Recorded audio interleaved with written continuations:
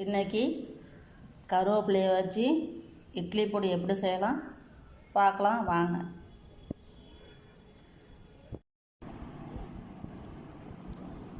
கடலைப்பருப்பு, அரிசி, துவரம்பருப்பு எல்லாத்தையும் தனித்தனியாக வறுத்தெடுத்துக்கலாம்.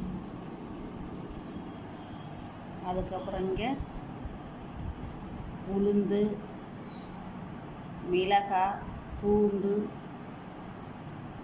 மிளகு, சீரகம் எல்லாத்தையும், பெருங்காயம் எல்லாத்தையும் வறுத்தெடுத்துக்கலாம்.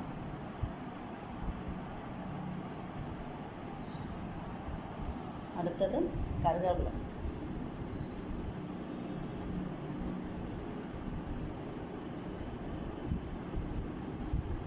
கருவேப்பிலையை சிம்மில் வச்சு லைட்டாக அந்த ஈரம் போகிற அளவுக்கு வறுத்துக்கலாம்.